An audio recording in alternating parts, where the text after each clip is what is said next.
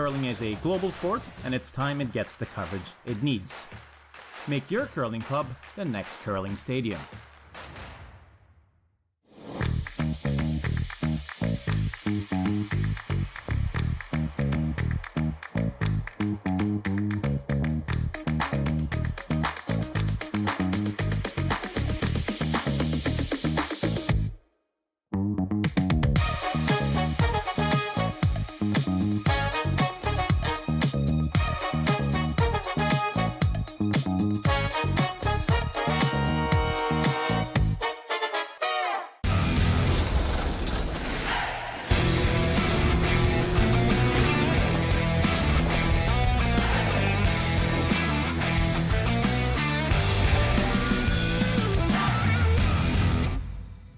Hey Mark, you ready for this game tonight?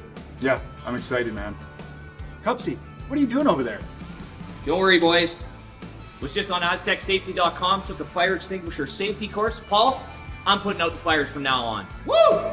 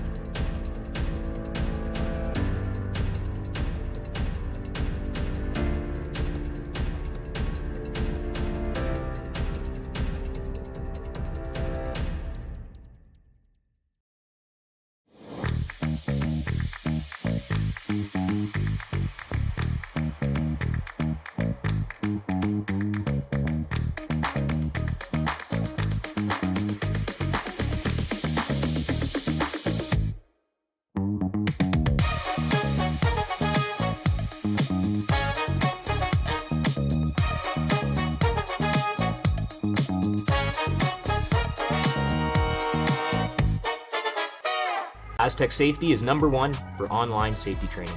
Aztec Safety is the proud sponsor of the Aztec Safety Challenge, the #1 event on the World Curling Tour. And Aztec Safety has been a proud sponsor of Team Jacobs on our quest to represent Canada at the Olympic Games.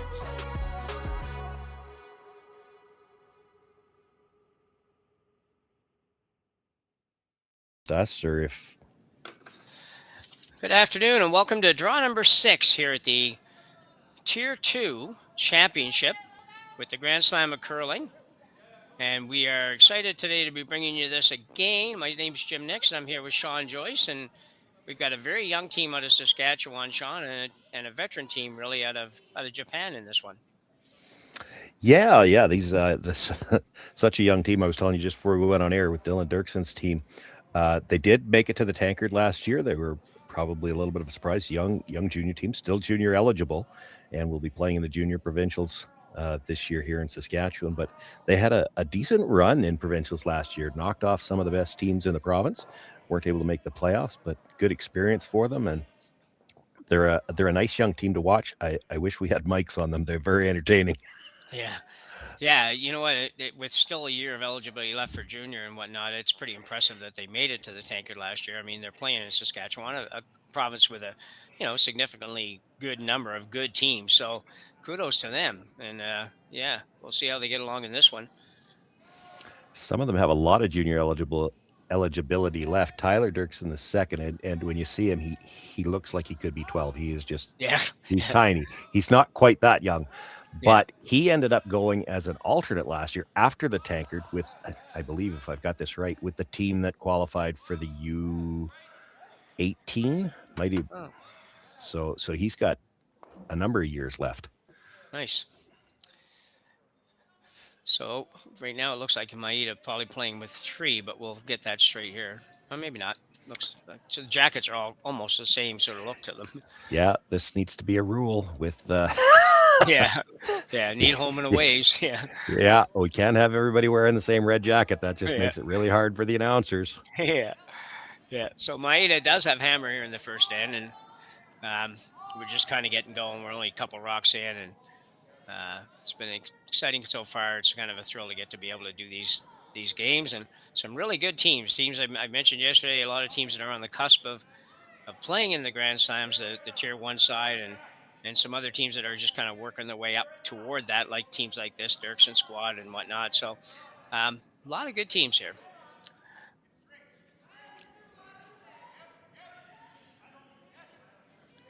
I don't want to jinx it just yet, but weather could be a factor here in these two events, the Tier 2 here as well as the Tier 1 in Saskatoon before today is over. There's quite the blizzard started already now, and shouldn't affect anything on the ice, I wouldn't think, in Martensville being played in a curling club. Although, it's probably not that bad for the traveling teams. The hotel in Martensville is not that far from the club, but for the teams that are maybe in Saskatoon that are trying to drive there from home, that could be a bit of an issue yet later today. And in Saskatoon for the Tier 1, again, you're counting on crowds coming into the building. Well, crowd coming into the building in an arena means they're bringing in all that snow, which is going to lead to humidity. So it could make for an interesting day. And that just means that these teams have to be on top of things, reading the ice. And that's an important skill.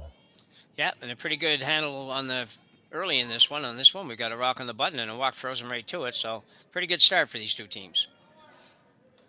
Mentioned earlier that they both came off a loss in their first game, and so they'd like to turn that around. You don't really want to start 0-2. It's a 4-game round robin, so every now and then 2-2 will get you something, but at the same time, it's hard to do that if you start 0-2. So both teams looking for the first win. Probably should update, I was going to say everyone else, but maybe me as well on the rules, because there are a few different rules in play here today than what you would normally see. I know I believe they're playing the only one blank end rule. Yep, I understand that to be the case. I think they're playing the same rules as the Tier 1, so that's one of the rules for sure. And I understand they've had a few double blanks in the Tier 1 so far, or at least in the event.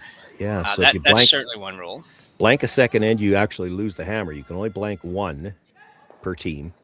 Yeah. And then the other one, and this is just in the round robin portion, as I understand it, there are no extra ends. Games will No. be decided by a draw to the button. Yeah, we were very confused the very first game we did. Or I did black and brown. Sounds like Crayola event, but yeah.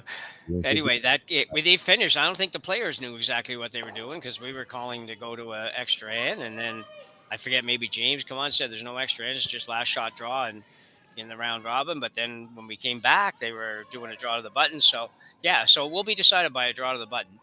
I don't know how they decide who goes first, but that was actually last night's game with McEwen and Jacobs was decided that way. Yeah. So yeah, tough. Well, way and to I lose.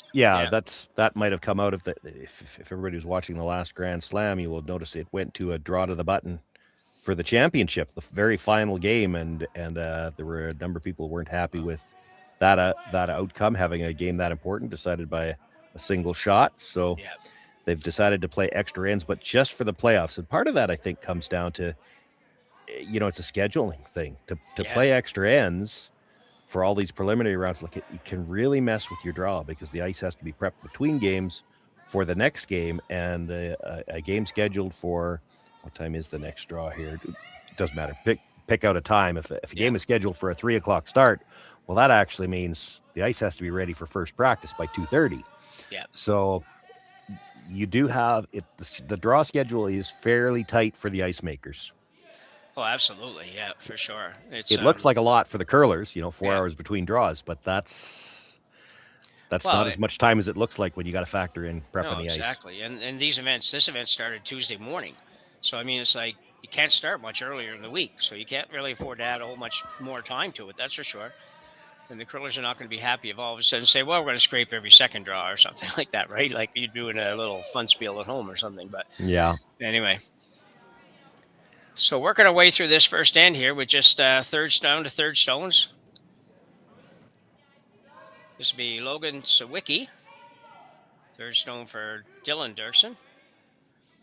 Sitting one right now, or they were last time before we got chatting there. So I'm pretty Yes. sure they still are. Still sitting one in the redstone frozen at the top of the forefoot. They might actually be sitting two. I never did really take a good look. The stone at the back of the forefoot.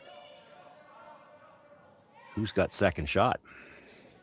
Maybe we can get a look at it on the overhead here in a minute. Oh, it's farther Oh back. yeah, it's Sorry. pretty. Yeah. I was thinking it was the back four, but it's all the way to the back 12. Thank you, whoever we have on production today in cameras. I'm not sure who that is. I think Matthew's on production, and I don't know which player is missing for Team Maeda.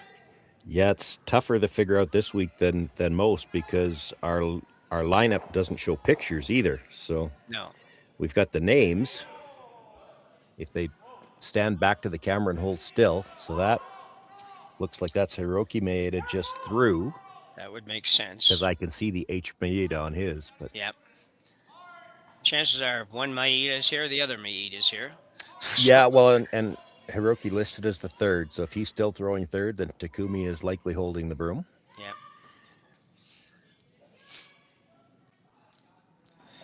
So probably coming right around here. Derksen in pretty good shape here in the first end without hammer. There's really not a lot of opportunity, I don't believe. Yeah, there's still not any good angles to run anything in. No. And I figure that if you don't see the angles, then they're not there because you see them all. That's great. Yeah. I mean, there's a double run. That's about it. And it's tough. He's probably, I would think this is a guard. You come right in, you actually just could cue it up to play some kind of run, red onto yellow onto the red. That red, yellow in the house looks like they're dead frozen. So. Yeah.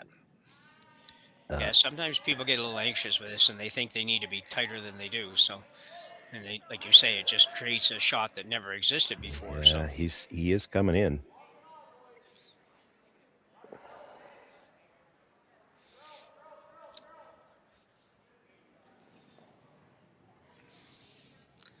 well, probably not going to hurt them. Although, well, but I don't know that there was angle red onto the red before that. There might be enough angle to get that tight red one onto the yellow. Like you can't see all of it. no.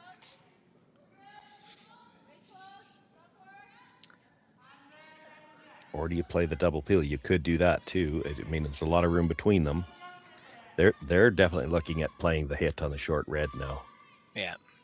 Like you make contact with that yellow that was just thrown anywhere, the shot stone's gone. And that's why I said you put it on that line and in front of the house, he doesn't have a shot yet.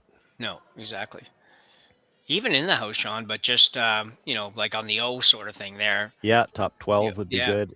That would take away.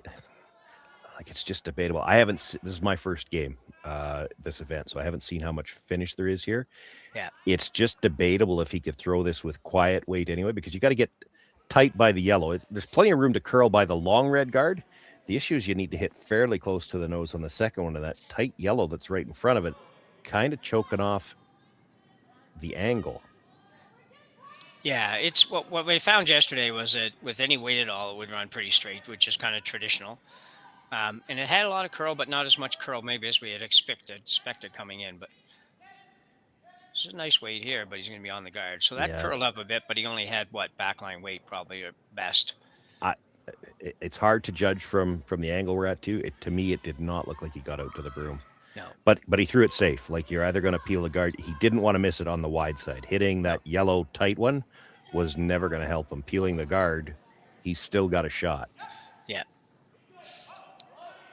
And not a completely easy guard to throw here because because that red one that he just tried to play is still there. So the guard's got to throw a wide guard on this one. Thinking probably short on this. I don't think he'd want to come in here again, would he, Sean? I can't see the benefit of that. The only benefit I can see if you come in, because of the angle that the first yellow red's at, if you could tap it 6 inches, then when you tap the yellow up, that yellow red angle at the top is now going to be angled to go by it. Yeah. And it would act like a staggered guard at the top of the forefoot. Like, you'd have to be really brave to play it, because if you hit it too hard, you could open something up. But there is a chance if you came in and wiggled that just right, it would be a guaranteed steal. He'd have nothing safe to play. Yeah. And no way to get at shot rock. I'm just glad to see him switch those two rocks, because when he was cleaning out the red one and getting all ready, I'm thinking, holy cow, we played the whole end wrong here. Anyway, so he did switch it up. He's showing the yellow. So we'll see how deep he actually goes. Obviously got enough weight. Sweepers are doing nothing. Yeah, I'd be on this right now. If he's going to be in anyway, you should tap it. He'll take away the run. Yeah. But he left the yellow, red, yellow just for one. Yeah. Actually, he might have curled far enough that the run is still there. Red onto the yellow on the top of the 8-foot.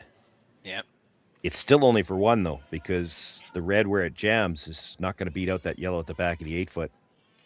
Yeah, and you're never going to throw it hard enough that red's going to kick all the way out or anything like that. So just having a look at it. Probably. Unless he thinks all four yellows might go. And I mean, it could make contact with the one at the back. Jerry, where's my telestrator? I keep asking him. Yeah. So he's looking at red onto the yellow one that was just thrown, have it come straight back, clip the yellow, the top of the 8-foot. So basically the one coming straight back will clip half the yellow. That'll actually drag the red a little bit, so it'll stick pretty solidly on that yellow at the top of the button. Yellow at the button comes straight back. And if it clips the one at the back, you could see all four yellows go for two. If the one at the back doesn't go, and they've decided that they don't like the risk of that, you can play this directly at the one at the top of the 8-foot. That's what he's looking at now. Yeah. Yeah, I think that this is just for one. But yeah, it's one of those shots. I think if you had to score a big end or something, then you'd go ahead and play that, Sean. But I think like you say, the risk is, it might be minimal, but it might be enough that you don't want to take it on, because you're going to have to throw it hard if you're going to move all those yellows. You are. Yeah. But it was interesting to look at it. It certainly looks like it could be there. It might be there. It's hard to know how the last yellow comes back, because the first one, the red's going to drag onto the yellow. I think it might go by the yellow at the back, but you might just get three of them. Yeah, when there's that many angles to be involved first, you don't know how much drag there's going to be when it gets to that point. This is tight. So Takumi Maeda trying to make a little angle hit here for one in the first stand. Got to get by the yellow. It's just thrown. Will not quite get there. So yellow, Dylan Derksen will steal one here in the first end, and we'll be back right after the break. Brett, come on, man. I know Aztec's #1 for online safety training, but we really should be out here practicing. I know, guys. I'll be right there. Just let me finish this course on gas detection. Wait. Do you smell that?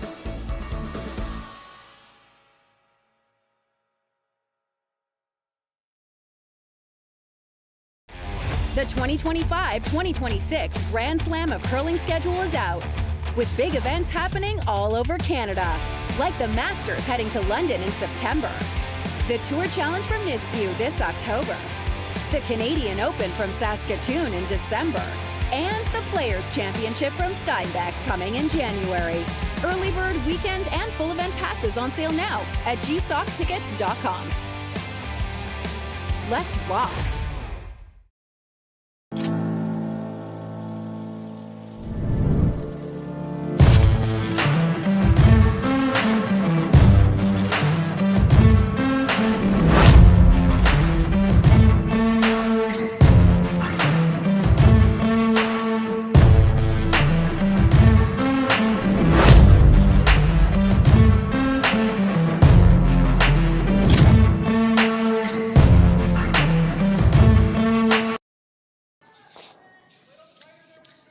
So one end in the books here in Martensville, the local team of Dylan Derksen scoring 1 in the first end, stealing 1 in the first end.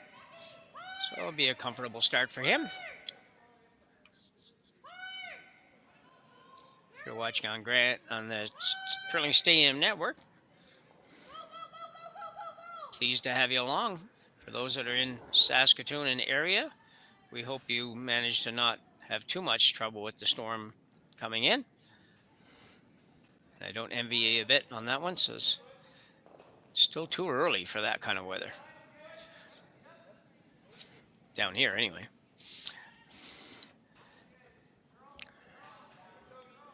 Okay, I think I got the roster now, so we can start. We can start introducing players. So it does look like for the Maeda team that the player listed as their normal lead, Yakuto Tokoro, is the one who is not here. Okay. Uryu Kamikawa is throwing the first 3 stones. Okay. Hiroki Maeda throwing the next 3 stones, and Takumi Maeda in the house as the skip. It's funny, I haven't heard much talk about it this year, but for the last couple of years, there's been a lot of discussion surrounding playing shorthanded and should it be allowed? Yeah. Because there is a feeling especially in the modern game, that there's some advantage in that. You typically see with the modern brushing styles, they usually have 1 brush on the ice anyway. And now you get to throw 3 rocks at end, and that's just a few more reps. You get a better feel for the weight.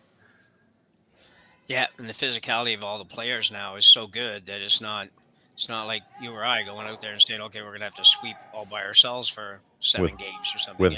With a corn broom. Yeah. Yeah.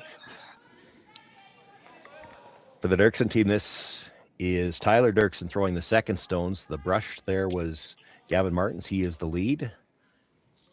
Logan Sawicki throws the third stone. That's him on the left. And Dylan Derksen, the skip, in the house.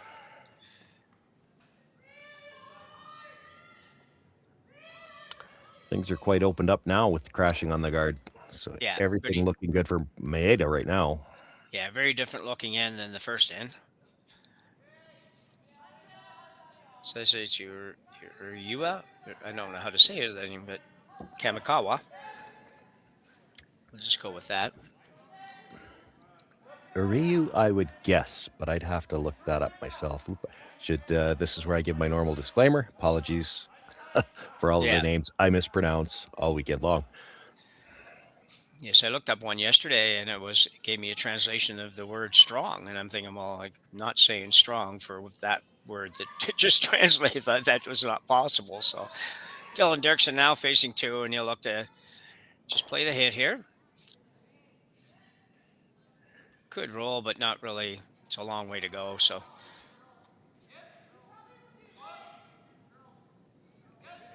Should hang around.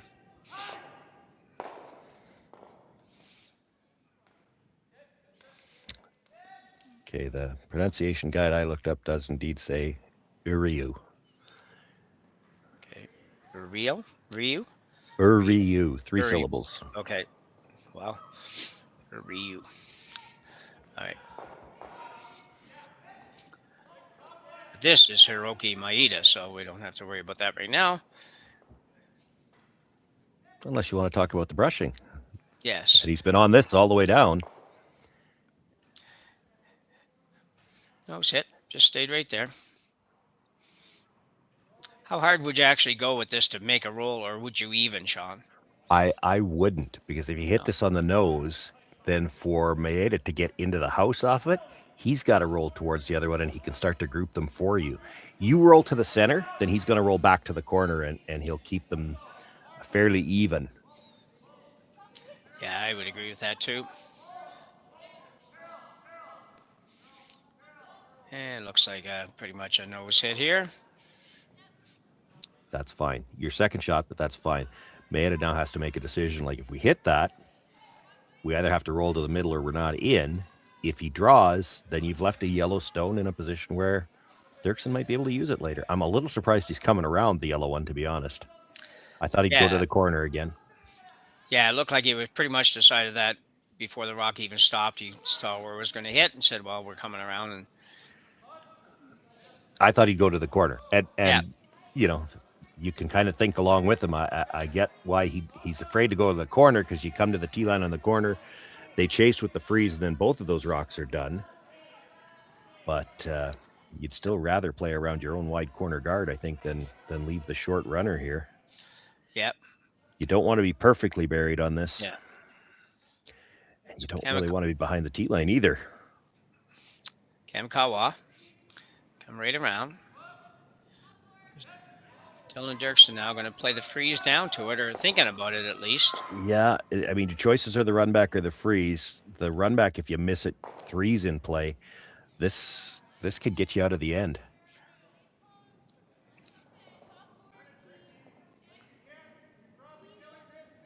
This would be Tyler Derksen. We're into third stones now. This is are we? Okay. Yeah. Oh, this end is zipping along. Yeah. Not used to that.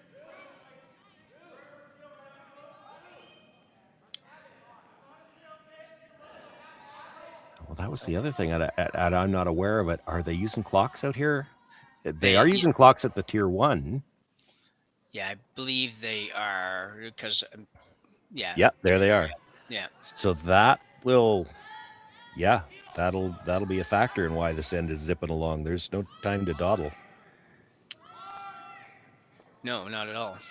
We've got a chat group going on with the various people that are doing the commentary this week, and I saw somebody post yesterday, and I'm not going to name the team because I don't need to clock shame anybody, but somebody was down to 10 minutes thinking time after 4 ends of play yesterday. So it's you play most of the Bonspiel season without clocks, and then that first event where you have to get back into the habit of we better be in the hack and be ready, you realize that the pace is a lot faster. Yeah.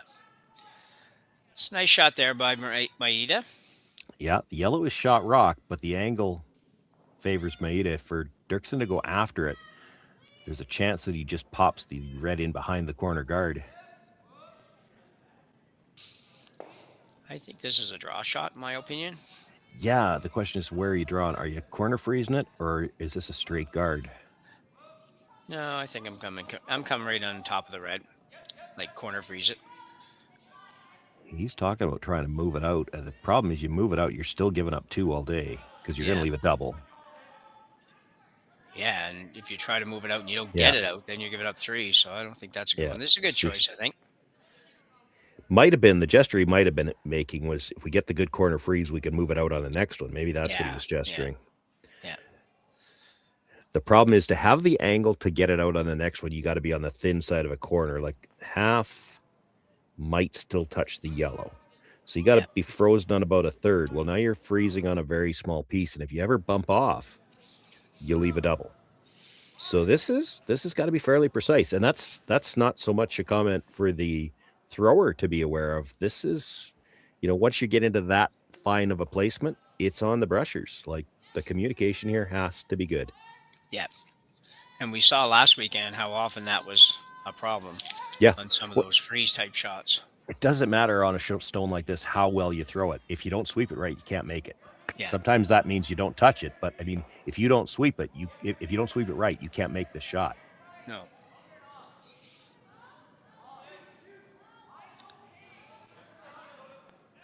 Looks like he's maybe going more like a straight guard here versus a freeze because he's.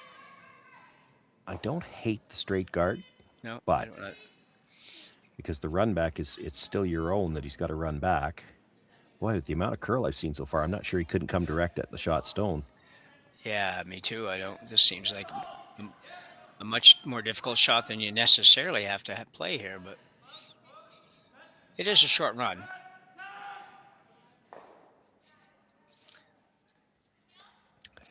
You don't want to angle this at all. Right on the nose, clips the red on an angle in such a way that both yellows would go. And then if you ever happen to over curl on this, you could roll into the 12-foot and the stone in the house would be accessible directly. Yeah. He's not worried about over curling. He's firing this one. Takumi Maeda, yep, coming with the heat. Kamikawa on the brush, and we got a bang bang. Yeah, he hit it on the outside. He should have been going for a nose hit there. Yeah. Yeah, I don't like the freeze now because it leaves that double. Yeah. I think you could get at it directly. It's still going to leave a double, but it's not for any more than 2. Yeah. Take one more look at this. Coming with the big weight. Needed to get to the nose, so I'm a little surprised that they called the sweep on from the inside. This needed to come up just a little bit. If he runs it straight back instead of jamming on the second red, it would have clipped about half. Both yellows would have been out of the rings. Everything would have been improved, yeah. Yeah. I'm not quite sure why he was sweeping that either, so.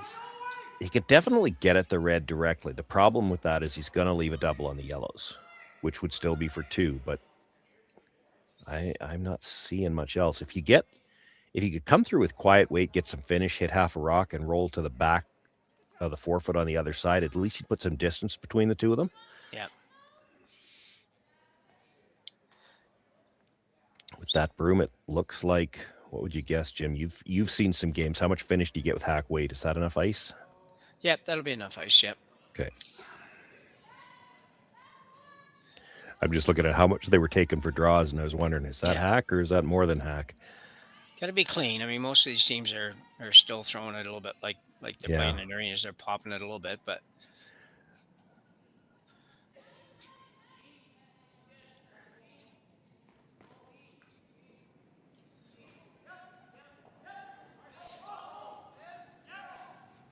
really nice ice in Martensville, and the ice maker works with us as well, James Gordon. Very proud of the ice that he makes in Martensville, and well, he should be. And I think adding into that, they've got brand new rocks there. I think it was at the start of last season, maybe it was the year before. And so, outstanding curl on these stones. Yeah, that's what we heard coming into this event. We've been in Martensville a number of times to do events, so we're familiar with it, what it looks like. But I know that there was a lot of talk about the ice conditions here being very, very good. So the old stones weren't horrible either, but they weren't the same stones across all 4 sheets. You had 2 different types of stones in there, and and that did at times make for some challenges, I guess. Yeah. So Maeda throwing a rocket. Oh, got away with it, but yeah, I thought he might have wiggled through, but he stays for 2. No, he had to throw that curl. Yeah, so Maeda does pick up 2 here at the Grand Slam of Curling Tier 2 event in Martensville, and we will be back right after the break. Welcome to the rockshop.net, the official store for the Grand Slam of Curling.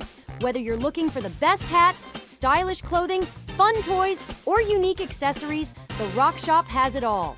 Shop online anytime at therockshop.net for exclusive Grand Slam of Curling gear, or come see us in person at your next event. Therockshop.net, where fans find their favorite curling gear.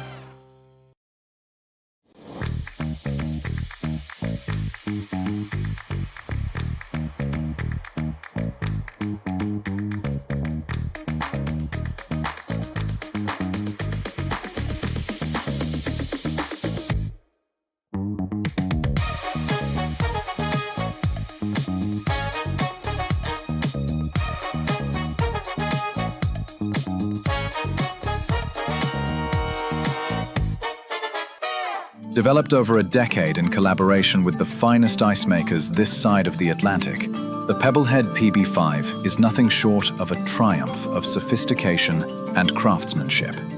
Weighing less than half its lumbering copper predecessors, yet boasting tenfold their durability, the PB5 delivers perfect, consistent ice, time after time. The PB5 by Pebbleheads.com, the apex of ice-making ingenuity for the roaring game of curling. So we're back here in Martensville, where Dylan Derksen says he has a 2-1 lead here, but it's actually wrong. Maeda has a 2-1 lead over Derksen.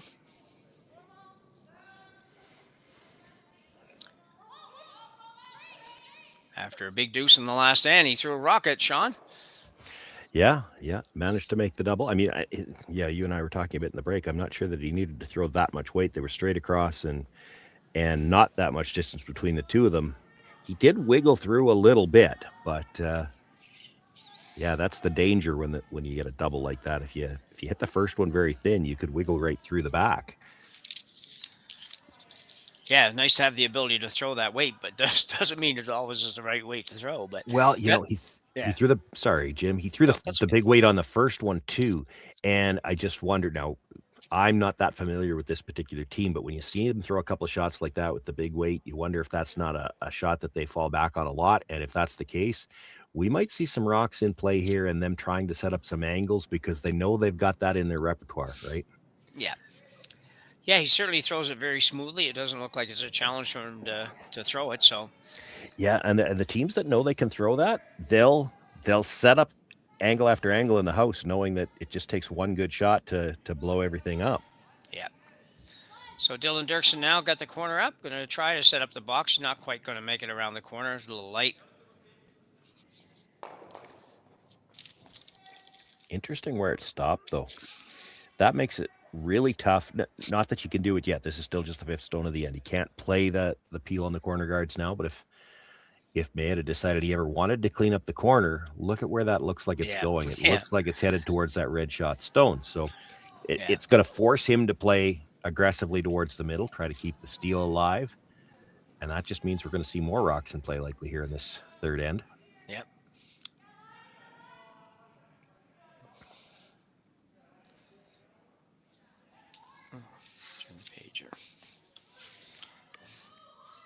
Pretty long guard there, but that's what he's looking for. Yeah, he was looking to spread them out. That's the fifth stone of the end, so the peels can start now. This is something else that has changed with the equipment. You're playing this long double, and years ago when you and I were probably playing the more competitive play with a lot of older stones and flat striking bands, you went after a double like this, and if you just missed it, you probably left your shooter there. Well, I don't think that was the way they called it.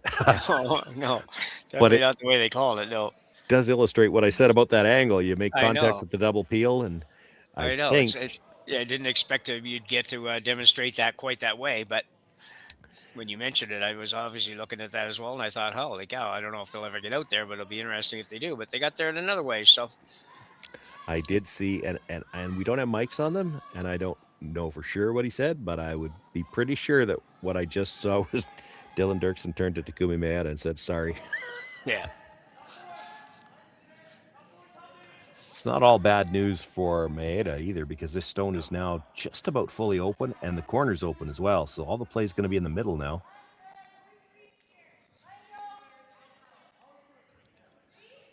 So we're going to die on him a little bit. Just looking for a freeze there, but not a horrible place. Yeah. You probably can't see enough of it to run it straight back. The double peel is debatable whether or not you can make contact with the yellow. I didn't mind his first idea to draw to the corner. It just depends here if you're Derksen, and this is a young team, so I don't know if they might be of the opinion that if we get a chance for deuce, we're going to take it anytime we can. With a lot of the more veteran teams, let's call them that. Yeah. they're not going to play too aggressively in the third end, the odd end. They want that hammer in the even ends if they can get it. Yeah. Going to the wings here, though. It's a little bit more conservative play, but It's a good play to try to get your deuce. yeah. As long as you get second shot. Yeah, that would be much more helpful. So a couple of short draws here for Team Derksen. Cost them a little bit. Still not horrible. Nope. Corner. Maeda probably has to play it. It's too dangerous to play anything in the middle. You try one of those shots in the middle, you don't make it. He comes around this corner, and then he's got two at least partially buried. It's thin to go for the double, but it's worth giving it a go. Even if you hit the first one fairly thick, come across and just tap your own out into the open a little bit. Just fully open where you have enough that you could run it back. Yeah. They kind of got caught in the middle on that last draw. The angle they got was great if they freeze, but when they came up, 2.5, 3 feet short, now it means they can't run it back. Yeah. So here comes a double attempt. Probably has to hit about a third of a rock or thereabouts. It's really close. Very nice. Can he get it out? Got to get it out. And he did get it out. Nice shot. By Takumi Maeda. This would be really aggressive. I think most teams would get to take another look at the double. And yeah, good look here where you see where he makes contact, just how thin they had to play this on the first one. Take a look at it. Like that's a quarter stone or maybe even a shade less. Yeah. And at that, like he hit the top end of the second one. So he couldn't have hit it any thicker. He could have still hit a little thinner. Yep. Yeah, and you wouldn't have thought that for sure. This is aggressive, especially for the third end. Yeah, and those rocks are all so close together. I think I would have been trying to blow that up for sure. And they're struggling with draw weight pretty bad.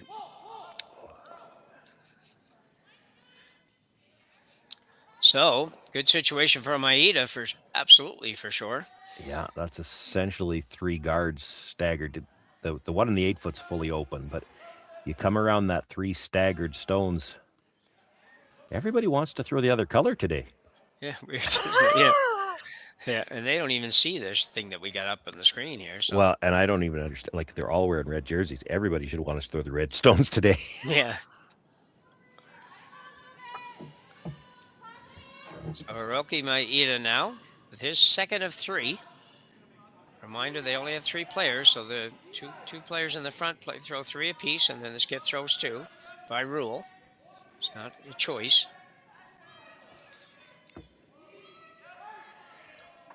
This looks like it's got more room coming by. Should finish really quite hard. There it goes. You don't want to be behind the tee line. That's the get out of jail shot. Is it ever?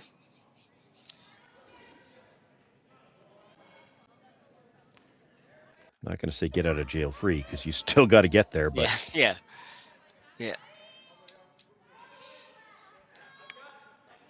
But you got to feel better than you did before you threw that rock against you. So Logan Sawicki now. Try to sit right on that. Just looks a little warm. They've been light 2 or 3 times in this end, so they might be just not quite comfortable on what the weight is.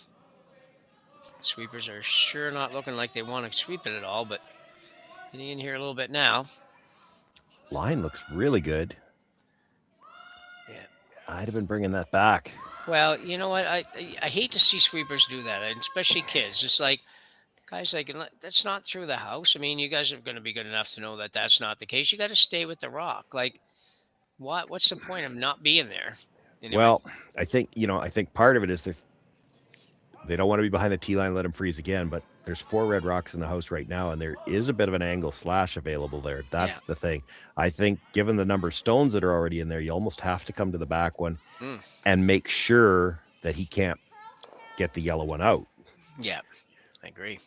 You come to the back one, he comes and sits on top of you for shot rock. Well, that angle slash, that red one in the 8 foot, that makes a triple on the Reds, and you're still sitting 1. So maybe 2. Your shooter might stick around as well. So the key, I think, there had to be not to let him get this yellow out. Now he would be very thin to make the slash. I mean, if it slides another 6 inches, it's really ugly. It's not horrible where it's at. Yeah, just a quick reminder again, if you are looking at the scoreboard is incorrect. Derksen does have the hammer, but he trails 2-1. It's not, he doesn't have a 2-1 lead, if that's confusing to you. Yeah, the scoreboard behind the players is right. The scoreboard on the screen is reversed. Colors are right. 2 out of 3 are right. We just got one part of it's not quite accurate right now. Unfortunately, the one part that's not accurate is kind of the most important part. The actual score. Yeah, it might be true.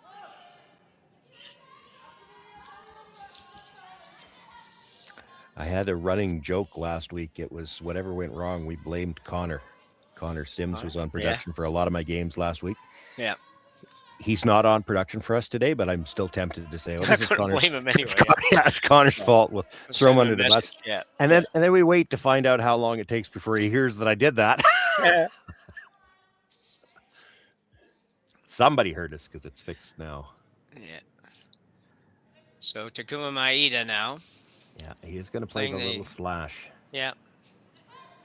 Got to be really thin on this. Should leave Derksen with pretty much the same shot. He will, but there's going to be an extra rock now. And see, now if he puts it in the same spot, there isn't anything. So it's one of those ones where now you want to put it in the exact same spot, and he doesn't have a shot to get it out. Yeah.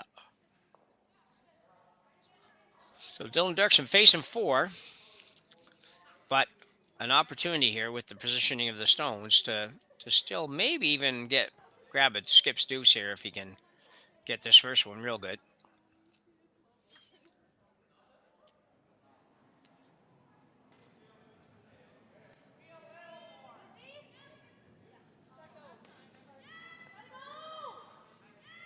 Maeda could have given some consideration to just freezing down to that one, and I know Dylan was sitting 1, but because he was going to have this exact same shot with what Takuma played. So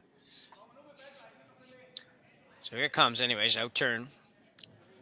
Looking for not quite a freeze, as Sean said, like something even above the tee line is good as long as it's buried here. And not only good, but probably better. Sweeper staying a little tighter this time. Going to maybe carve it over. It's got to do a little curling. Yeah, half a round's okay on this one. Yeah. Pretty darn nice shot. See, that one's almost too deep. You freeze, if Maeda freezes to it now, which that's all I see that he's got. Yeah.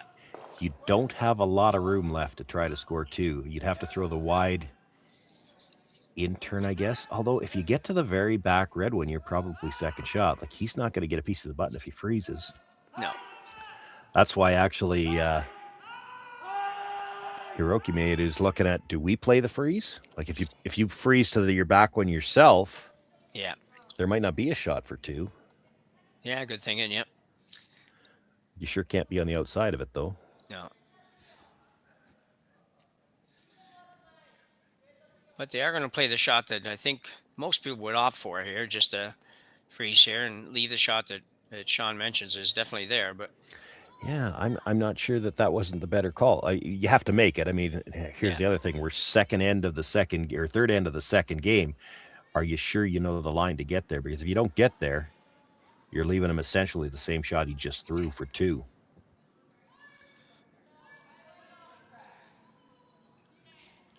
So just a freeze attempt here for Takumi Maeda. Looks like it could be a little bit light. Kamikawa. Line's getting tight too. Yeah, it is. Probably Maybe a little rub might be a good idea. Maybe just because the weight wasn't there. That was a lot tighter coming into past the hog line than the previous one. I don't think he's got the freeze on the out turn side. He'd have to go wider, but it's there. Yeah. So Dylan Derksen now is going to try. We got our scoreboard all fixed up. Awesome. I think if you freeze the pocket, you're good, because it does look like the back end of the second shot stone is into the 8 foot a little bit. If you freeze the pocket, you should be full 4. Yeah. So he's got some leeway here.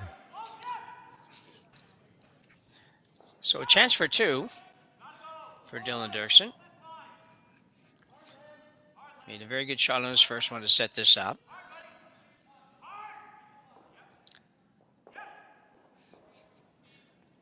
Yeah, drawing against 4 with his first one, he's going to get a chance to score 2. That falls under the category of Skip's deuce, doesn't it? It does. It definitely does. The only problem here is whether or not they can judge the weight on this side. It should be okay. As long as it curls. Yep. If he gets inside the back, well, this is going to have to go. Yeah, they got to go. Needs full 4 foot. Not going to quite get there, I don't think. Hard to say right now. I don't think so. They lost one brusher stepping over the guards, but I'm not sure why the second one wasn't able to keep going. It was almost like he was almost losing balance there. Maybe. For a second at the end. May have to. Oh, so that's red. So it was only a score of 1 for Dylan Derksen, and we have a tie game here after 3 ends of play at the Grand Slam of Curling Tier 2 event here in Martensville. We'll be back right after the break. Hey Mark, you ready for this game tonight? Yeah, I'm excited, man. Cupsy, what are you doing over there? Don't worry, boys. Was just on AztecSafety.com, took a fire extinguisher safety course. Paul, I'm putting out the fires from now on. Woo!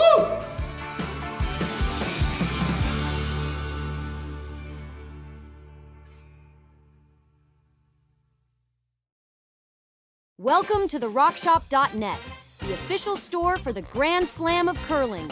Whether you're looking for the best hats, stylish clothing, fun toys, or unique accessories, the Rock Shop has it all.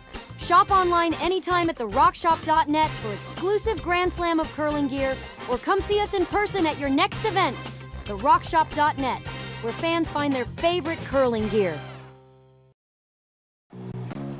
Who knew after 20 years in real estate I'd have to make silly videos for Instagram and come out behind a tree?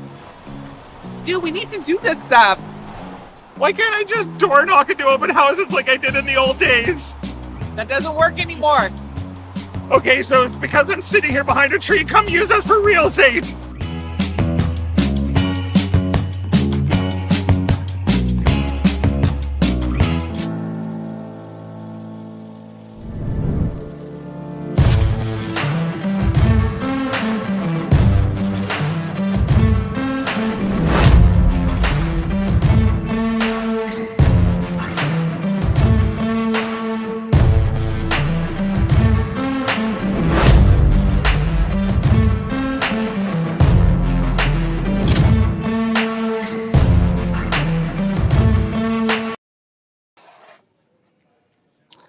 So all tied up at 2 after 3 ends of play here in Martensville.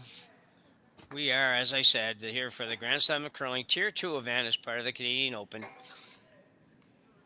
with the Tier 1 group playing just down the road in Saskatoon, which is not very far away from Martensville, as I found out recently. Yeah, it's almost touching. Yeah. It'll just be a couple of years before we annex them completely. Yeah. You'll have 2 curling clubs in Saskatoon. Well, you maybe we already have 3. So. Oh, do you? Okay. Yeah. I live in a little community called Pictou County, and we have 4, and we should only have probably 1. But anyway, another story. So 2-2 tie, as I said, and Dylan Derksen, young Dylan Derksen team holding their own here. Actually had a chance for 2 of that last end, Sean. Just a little short on that last draw. Yeah, it looked like maybe a bit of a loss of balance on the last stone with the brushers. They weren't able to both stay on it going around. It wouldn't have taken too many more brush strokes to pick up the deuce there. No, absolutely. So we got a center guard up. We've got a Maeda rock at the top of the 12 and Derksen coming around. Was still a good attempt when you consider that he was throwing on the side of the sheet that they hadn't seen for a while. It's a bit of a guess. Yeah. Yeah, really good job.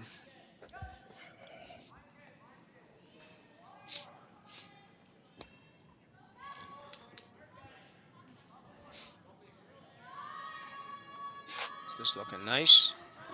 They keep it going. Well done. Maeda will sit on the corner of that.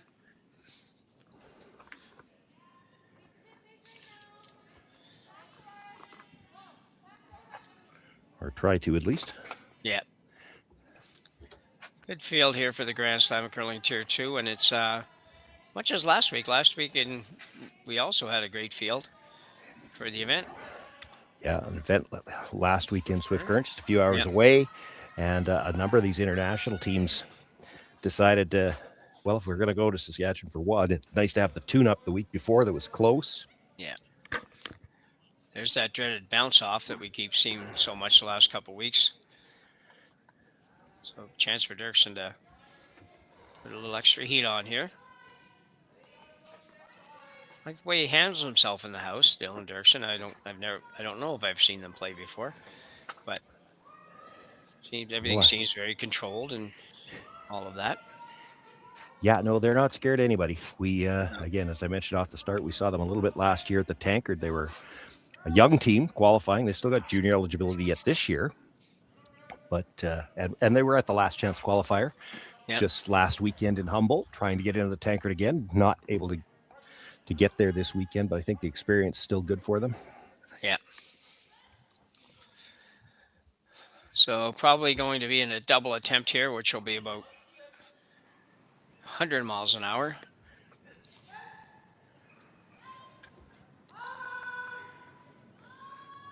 I have to hold it though. He's going to be okay. Very nicely done. Get it out. He will. So well thrown for Hiroki. And have another look at it. At the big. I don't know if he throws with a tuck all the time, but he did on this shot. I guess he must. It's not something you usually just pull out for the odd rock. No. No. No. I will pull out the flat foot just for the odd rock when I have to do instruction, but that's about it. Yeah.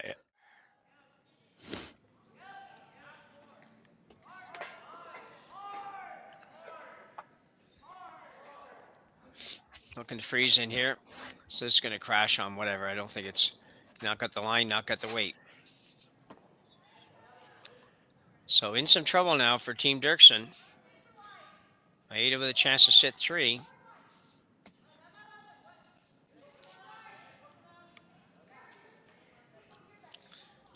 This will be the in-turn around the corner guard.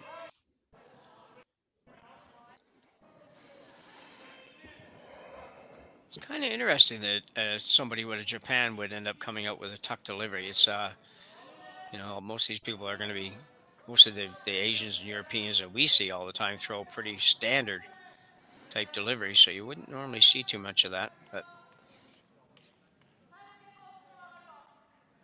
I'll work hard on this one. Probably going to get there. Kamikawa, he's fine. So nicely done.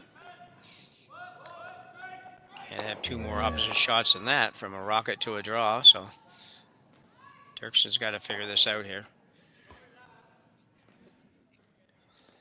Well, that hand to the hip is usually they're looking for bumper weight. Yeah. So he's trying to play the angle raise onto the shot stone. This is not without risk. This is kind of an all or nothing type shot. Trying to hold it straight. And he's not going to. Yeah, well, he held it straight, I guess, but not enough. Yeah, all or nothing, and that was nothing.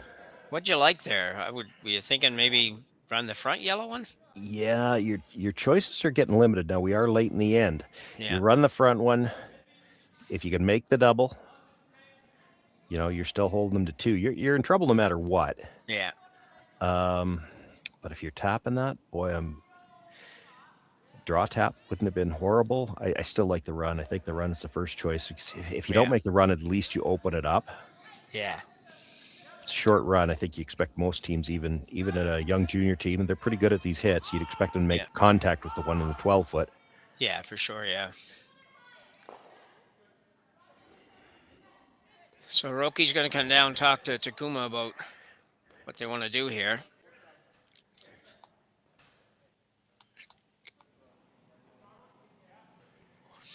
probably don't like to leave that same shot that Derksen just played, but at the same time,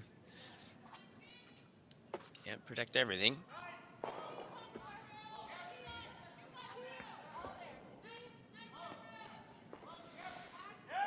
Looks like they're going to go around the corner again. Yeah, I think that's probably the call. I mean, you're not going to guard the yellow run back. And if you come around again on that anywhere in the center from either turn, you're just going to give them a wider target. Exactly, yeah.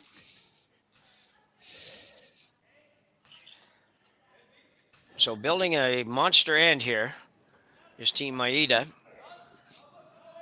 with hammer. And 2 to come each after this.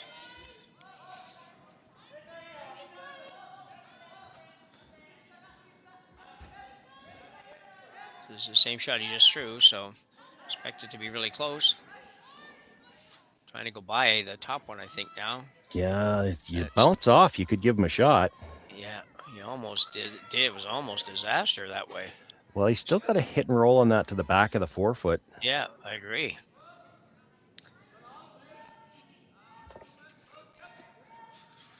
If you ever get it over there, it's going to be really hard for Maeda to get it out. Yeah, I don't know that you got any choice here but to give it a try either. Oh, I agree, yeah.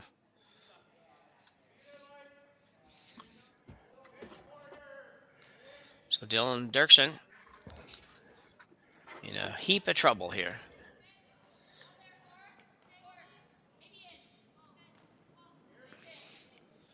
But with an opportunity to escape, perhaps.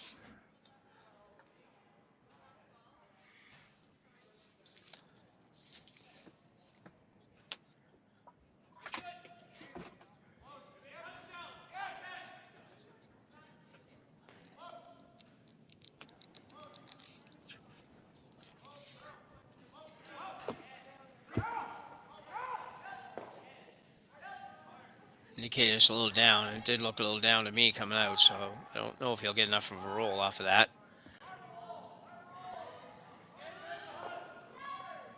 Pretty close. Yeah. I don't know if close gets it done right now, though. No, I know.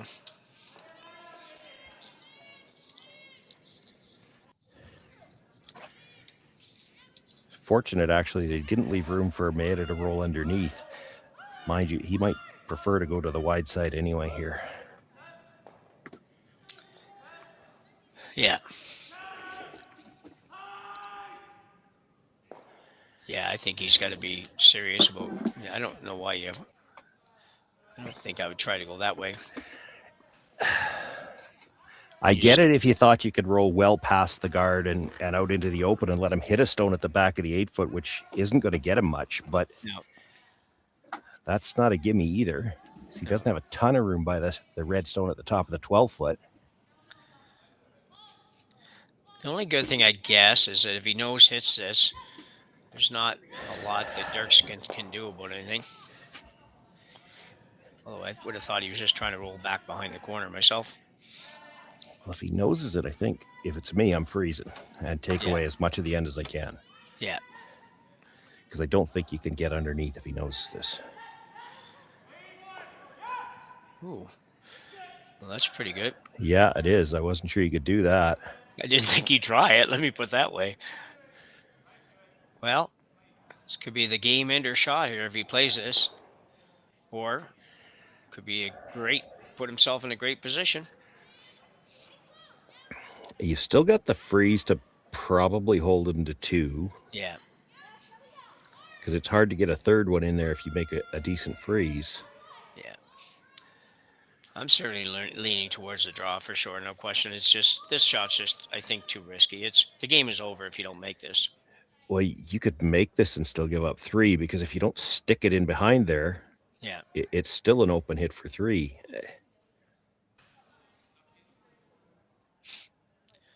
But he's going to give it a run. Not taking very long to decide to do it either, so they're pretty confident that this is the shot they should be playing, and they're going to throw it. The angle on the 2 in the house isn't great either when you're coming from this direction. It's very easy to leave the top one of the two hanging around in the back 12-foot somewhere. Yeah. Dylan Derksen's final rock here in 4. Maeda still with 1 to come. Has to dead stick this.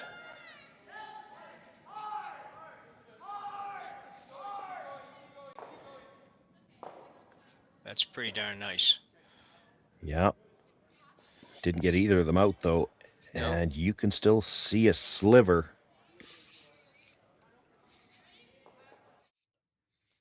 And have another look at that. Tell you what, you're right. He didn't get anything out, but this was a very nice shot. Yeah, I mean, he made what he called. I'm just not sure that he's not still in a heap of trouble. Well, yeah. No, you got one shot to make it. He can see, well, maybe a quarter by the guard. Even if it jams on that one at the back 12, this is still for 3. Yeah. So it looks like pretty much just a dead pick shot. Yeah, quiet. He's got to throw it quiet. The more finish he can get, the better.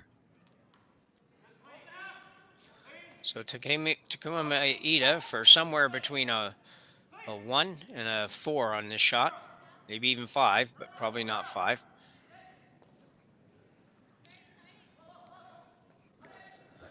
He's never wide, I'll tell you that. No. This is going to be close. He's back and forth. It's got to be close. And he got this, and will it take the back one? No. Nope. So Maeda will make the pick for 4 here in the 4th end and take a pretty commanding 6-2 lead as we go to the break. Imagine being able to stream every curling game from every sheet from any event, be it your Wednesday league game, bonspiel, or corporate event. Curling Stadium offers an all-inclusive streaming solution featuring high-quality cameras, ease of use, great reliability, and minimal installation. Offering your sponsors customizable ad space on your streamed curling games and being able to sell video packages to your corporate events for increased revenue. With Curling Stadium, you can stream to any device, be it your mobile phone, tablet, or computer. Push the feed to your desired platform, be it Facebook, YouTube, or any other social media. Curling Stadium is simply the way forward. Where it's commonplace in other sports to televise every game, we want to do the same. Curling is a global sport, and it's time it gets the coverage it needs. Make your curling club the next Curling Stadium. Hey Ben, what's the Aztec Safety online e-learning website again? Yeah, that would be aztecsafety.com. Fire extinguisher and firefighting, we'll send that one to Paul. Ah, now here's a course I should probably take. Conflict resolution. Power line safety. Yeah, I thought it might help me with my line calls. Did you know this Aztec website has over 100 safety courses? Jeez. Aztec Safety online course. Ground disturbance. Could have used that a few seconds ago.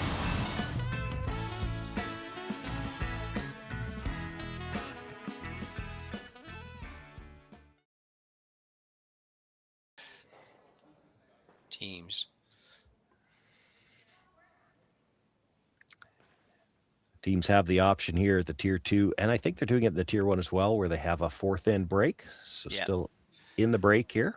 Yeah. Little chance for the Derksen team perhaps to regroup. Don't know whether I could just see Brad Kennedy, the coach, behind the glass. Don't know whether he had a chance to come out and talk to them already or not, but that last end will be something that they want to discuss, because that last shot, he made the shot as well as you could. I mean, aside from maybe a few pounds more weight, maybe gets one of them out, but he still left a shot, and that's one where you might want to think about, just because we can make this doesn't necessarily mean it's the right shot to play. Sometimes it's more important what you're going to leave behind, and they left behind a shot for 4. You make the freeze there. That's still the one I like. You make the freeze into the pocket of those 2 reds. And you're giving up at least 2. But, you don't have to be a PhD in mathematics to know that 2 is better than 4. That's right. Yep. So we're ready to start the 5th end again. And Maeda leading 6-2 over Dylan Derksen. As we already talked, and Sean has covered well, that just a tough situation for Derksen there. Made a pretty darn good shot, and it just wasn't good enough. Maeda made a better one for 4, and now has a commanding lead as we go to end 5.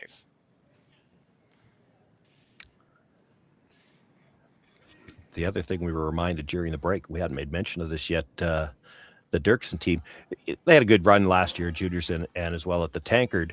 So I've talked a bit about this. Well, they actually qualified for this event through a junior qualifier that was held, I believe, about a month ago.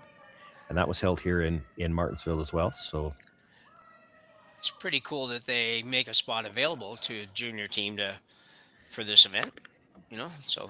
Yeah, and I'd have to go back to the listings for that. I can't tell you how far away they were coming from. I would bet there were probably some Alberta teams here, given just where we're located. Maybe a few out of Manitoba as well. So it would have been a strong junior field. Yeah. I know the team on the women's side, it was a Camden Baldock, who is registered out of Lloydminster. They won the women's spot on that, so they're playing here as well. And Jerry was telling me he believes that we have a feature for them somewhere this weekend too. I just don't have the full schedule in front of me, so we'll get a chance to see some of these up and coming young curlers. Yeah, it's great. It's it's a great learning curve for juniors. I mean, some juniors come out of junior, move right to men's and ladies, and seem to be able to compete 100% at that level. But others, it just takes a little while. Even no matter how good you are at junior, it's a big step. To jump up into the men's and women's, and it doesn't seem like it sometimes when you watch these teams, because they look like, holy cow, they throw it awful good, but still, there's more to the game than that, and there's a learning process that happens all the time. So yeah, well, we saw it last time, right? It's not always what you can make. Sometimes it's what you can leave. Yeah. I ran into Brad Kennedy yesterday. He's the coach of this Derksen team, and we were talking about just those kinds of things. They had already played their first game. They lost their first one to Sam Moyberg, and he said the score looked worse than it was. Shooting wise, they were right there with them, but every time they made a mistake, they were forced to pay for it. And I've known Brad for a long time, and we got talking about that. I said, well, that's a lot of times that's the problem with trying to coach a junior team, because they're playing against other juniors most of the time. And there is a lot of times when you make a mistake as a junior, if the other team doesn't make you pay for it, I'm sorry, but teenagers can be stubborn. If the other team doesn't make you pay for it when you come off the ice and the coach says, well, that was a mistake, they just look at you and say, what do you mean? We scored 2. Yeah. It's still a mistake. Yeah. And at some point in time, you're going to get to a level where you're not going to score the 2, you're going to get in trouble.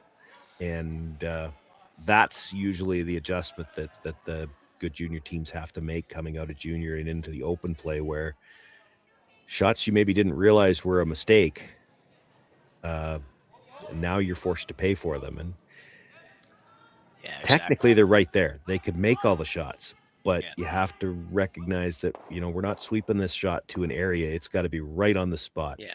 And it's what we can make sometimes isn't as important as what we're going to leave behind. Yeah, I know. I've done some coaching myself too, and even the last team that I coached regularly here was, junior boys team that was, in the top 4 or so in the province, but not really good enough to win at the top level. But they were like that. Like, they would play shots, so you're just like, well, why wouldn't we play that shot? It's like, well, because sometimes you got to assess the difficulty of the shot, and and like you just said, what you leave by making or missing that shot. It's not always just because that looks like the best shot. Yeah. You don't get to carry it down. Like, it's different if you get to say, okay, we're just going to put it here. Anyway. Well, and again, what you could leave. Look at, for those who were watching with us last week, you heard us talk about this. For those that weren't, we had a field in Swift Current last week that would have been, a slam type field. And how many times did you hear us talk about a team discussing their shots? And really, it wasn't they're discussing what they could make. They were discussing what they were going to leave behind. There was so much respect for the opposition's ability to make shots. And it just seems like at times with some of the juniors, they will not necessarily take that into account.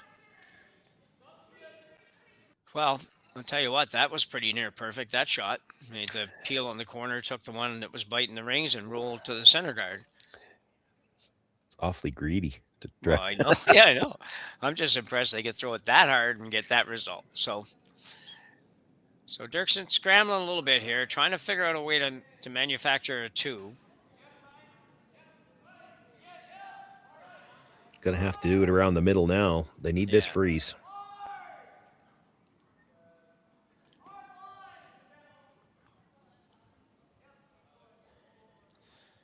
Not quite there. Struggle with draw weight for the most part. Just not quite there most of the time. Maeda now will probably, okay, I was going to say, I didn't expect him to play that. I figured he might just peel the corner, but.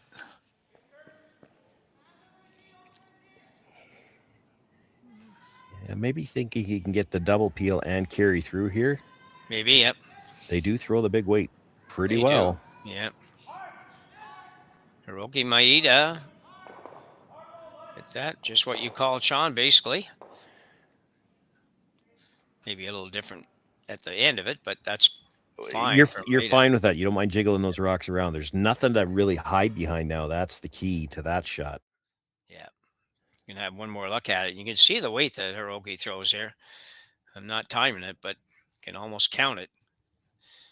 It's like just barely a piece, but that's enough. We've already learned, and Sean has indicated that a lot of times you have to hit a lot less of the rock than you think sometimes to make those shots. Where are we at? Third's first stone. Now I'm thinking along with them. Yeah. Yeah, your options here, I think the corner freeze they're playing is not bad. The only other option I could see is you throw a guard about a foot off the center line, fairly tight to the rings, and then it's tough to peel it without jamming it into some shrapnel. Maybe late in the end for that, though. If it was seconds last stone, I'd probably play the guard. Yeah. Yeah, I think I would too if it was a little tiny bit earlier than this. So they're going to bounce off. Yeah, that's the tough thing about those is that, as I just said, you got to sweep it to a spot, right? He bounced off a little bit. And now there's room to pick it between the two reds. Probably won't hurt his feelings either if he took that red with it, as long as it gets underneath the one in the 4-foot. No, I agree. Straight pick is fine. I don't know if the freeze is any good now. No, and it's too bad the two reds are lined up so good that a little hit and roll behind them is virtually useless. Yeah. Mind you, might have to do that to make sure you got a chance to score, because if you don't do something good here, like if you're... What else have you got? Like if he's still sitting 3 after this, at some point in time, he's just going to guard the shot stone. Yeah. Even with a 4-point lead. Yeah. Dylan reaching a point now where it's difficult to know what to do. They're going to play the hit. Probably it looked like attempted double or variation of that. It'll hit and roll over that way, something along that line. Even stuff it and roll to the corner freeze isn't bad. Yeah. Logan Sawicki needs to make some contact. Will.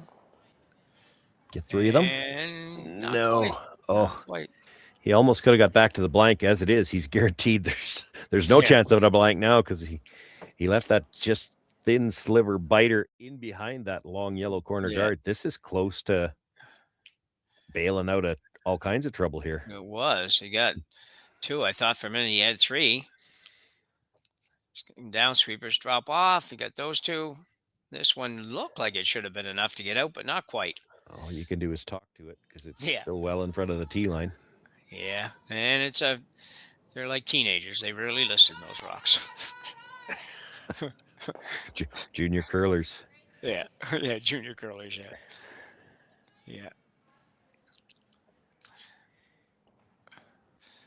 Watching my daughter's team coming up when she was really young, it took a long time to convince her that you couldn't actually have a rock couldn't just actually go through another rock. So anyway, she play shots and you'd be like, how'd you think that was going to work? Well, what do you mean? It's like, well, it had to actually go through that rock. Oh, okay. Anyway, that's when they're really young, though. Just coming in, splitting the house here from Maeda.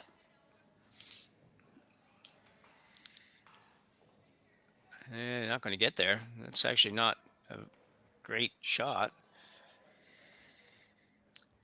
Thought he might play a top of the 8-foot guard on that shot myself, but Dylan's going to play straight draw, I think, here behind the corner. I think so. Yeah.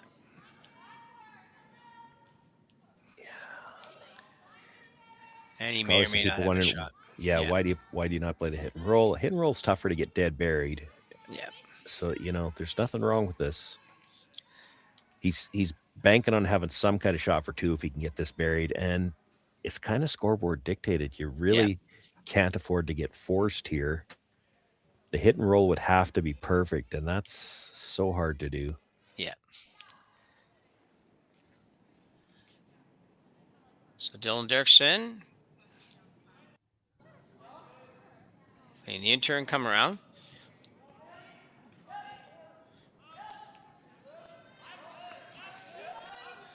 I think they got to go a little, but pretty hard to tell watching on here. Switching up here just for the curl purposes. Pretty nice shot. Like to get a little more separation. Might not quite get enough. Well, it's better there than back of the tee. If you put it back of the tee, he tries to freeze to it, and then you're probably forced. Yeah. This still has to be made, but Yeah. you do expect on short runs like this that they're going to at least make contact with a stone like that. And then the problem is that because that little biter's still hanging around out there, you're still forced. Yeah. Dylan's had pretty good draw weight himself in this game. He just, some of the other guys have struggled a little bit. So Maeda now look to play a short run. Make some contact with the one in the house. Will be all he needs. On the brush right away again, though. And again, it does not look like he was wide. Going to get away with it, but not by much. And just to add insult to injury, he rolls for a third biter. So, if he made the shot perfectly, there's a chance he would have ended up guarding his shot stone. Because he hit it a little thin and rolled past. You hit that just a shade thicker. So Derksen now with a hit, open hit for the single. Doesn't have much a choice but to take it at this point. Yeah, and then he's going to have to play for hard steals. Yeah. Yeah, you reach a point in the game sometimes where it's like, well, it doesn't matter because if they score anymore, we're done. So we might as well go as hard as we can to score. Now, the nice thing, if you want to call it that, about the format here is at least he's still only going to have to steal 3 ends in a row. If you steal 1, 1, and 1, you've tied the game. But the extra end isn't an extra end. It's a draw to the button. Yeah. So he doesn't have to do it 4 times. No. Well, good point, actually. So, but he will pick up a single here. So he will trail when we come back by a score of 6-3 to Takumi Maeda from Kitami, Japan. Brett, come on, man. I know Aztec's #1 for online safety training, but we really should be out here practicing. I know, guys. I'll be right there. Just let me finish this course on gas detection. Wait. Do you smell that?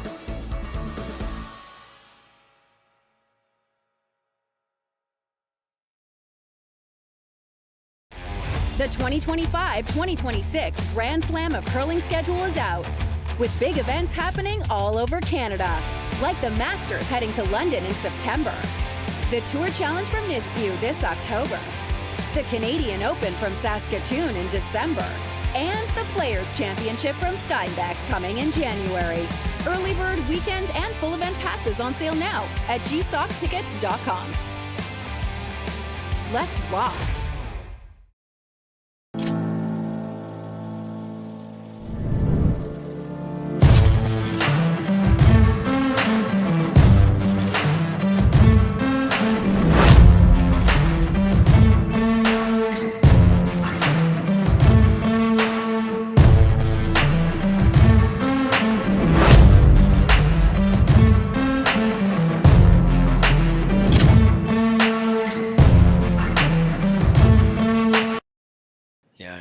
Too, and then I'm done. So back to Martensville for the Grand Slams of Curling Tier 2 Championship here at the Canadian Open. Our match here between Maeda and Derksen, young Derksen team out of Saskatoon, and Maeda out of Kitami, Japan. I think I said that wrong a minute ago. I might not have said it right now, but I think it's closer. With Maeda having a 6-3 lead, with Hammer now playing end number 6. So a very tough task for Derksen, but they will go as hard as they can go here to score Sean. And as you just pointed out, they only have to do it 3 times. Yeah, no pressure there. No, and then as we were talking, yeah, and then win the draw of the button, yeah. But as we were talking about during the break a little bit last week, conditions in Swift Current were a little straighter. The nice thing that, well, this has got to get across the line, did it? It is. Yeah, I guess so. It's not touching the center line though, so no. They would have the option of the tick. Plus, it's really not guarding the tighter guard. The thing that they do have working for them this week that they maybe we didn't see it as much last week in Swift Current. So you're throwing the tight guard and the long guard, whatever order you like to. They played the tight one here first, then they played the long one, didn't get the line they wanted. Maeda will come around the center twice. He can't make a play on those guards yet. He could try to tick the long one right now, but he's opting to come around anyway. And typically your call for the 5th stone now is to try to move these red stones behind the tee line. Well, last week with the little bit straighter ice conditions in Swift Current, that was a tougher shot. With that big movement that we've got here in Martensville, a little more possible to make those shots. It's exactly what they're trying here. Yeah. Right idea call-wise, though. That's good. Yeah. You have to create some room for yourself here. It's not about killing these reds. It's not even necessarily because of the angle that they're at. You don't even necessarily have to get them behind the tee line. But you don't have a path to the button right now. That's right.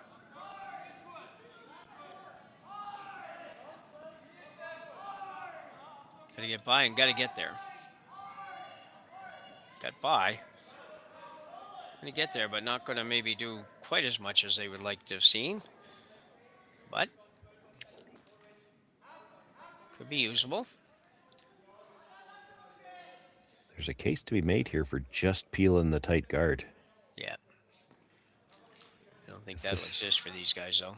Yeah, well, this long one by itself isn't very good. It's off the center line. Going to try to get them both, though.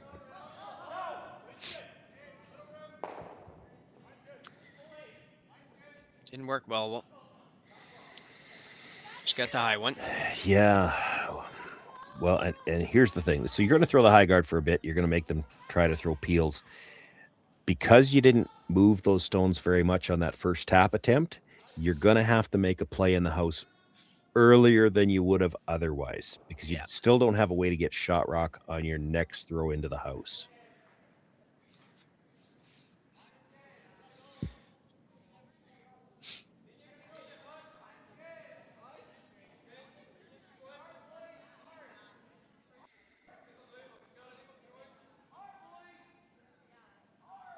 Oh, they're going to get there again, I think. They are. They fully believe in that high guard theory. They're not throwing it any more than about a foot over the line. That's pretty good. Oh, that's where you want it. Ideally, you want to take away any thought of them trying the double peel. This is just about delaying the move into the house. Yeah. When you make that move in the house, you don't want Maeda to have too many chances to clean things up. Third's first stone. I think you got to throw one more. Yeah, and the angles aren't particularly great in the house to be able to do much in one shot. Yeah. So you need a couple. You throw in one more guard here at least, and you know you're a little desperate here to the point where you might have to throw two. Depends. You got to figure out what your shot is in the house right now, and right now it would be.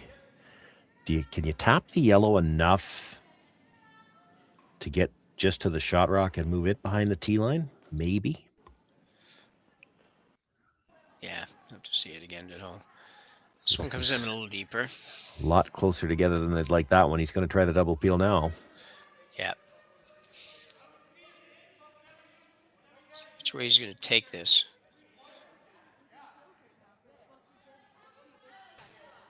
Okay.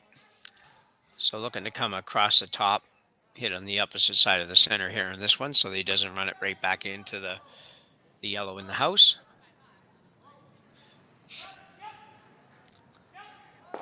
Hiroki.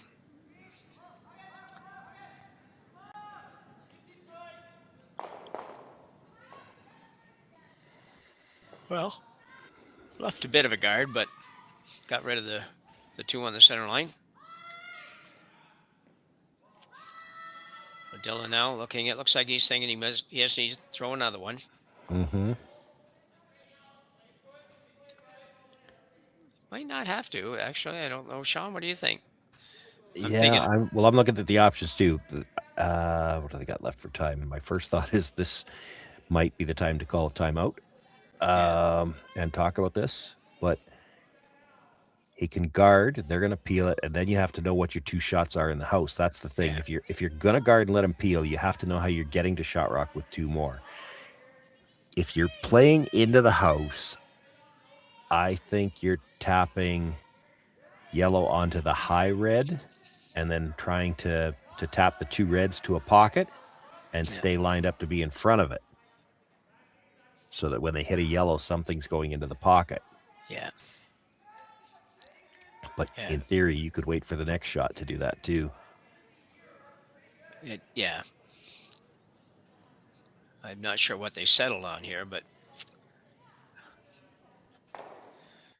looks probably could be possibly a slight little tap. Or yeah, I wonder if he's not trying to think of getting a way to get two in. Like, you could almost play what I just talked about and play it like a split. So you come across the face of the yellow, clip it thin onto the high red, try to tap it, and then roll in behind cover so that he really can't make a play on either one of them. I'm not sure the rock behind cover is going to help you if that's what they're thinking. Yeah. This has got a curl. Line's getting better now. Yeah, probably not quite enough weight. Yeah, need a little bit more, I think.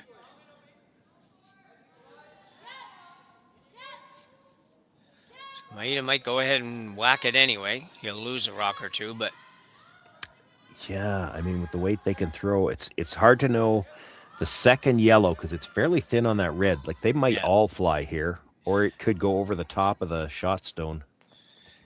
yeah, it looks like, I agree. It looks like it could come off of both stones. And yeah, it's going to be spinning that way. There's a chance that all four of them go.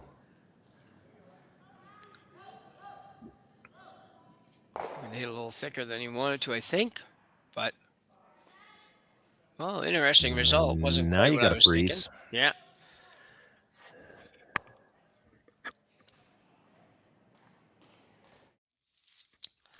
When I look at this, you see sometimes rocks go that you just don't completely see. I could see the yellow going, but I just didn't think it would go quite like this on this shot. I thought when he hit this, he hit it too thick, and the second yellow would probably hang around, but no, did what we expected it the first time.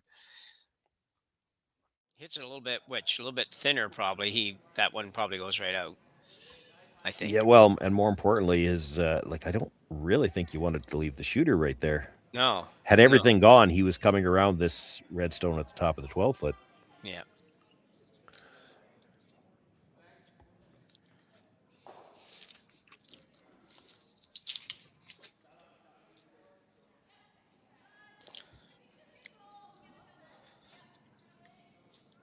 So Derksen playing another freeze attempt.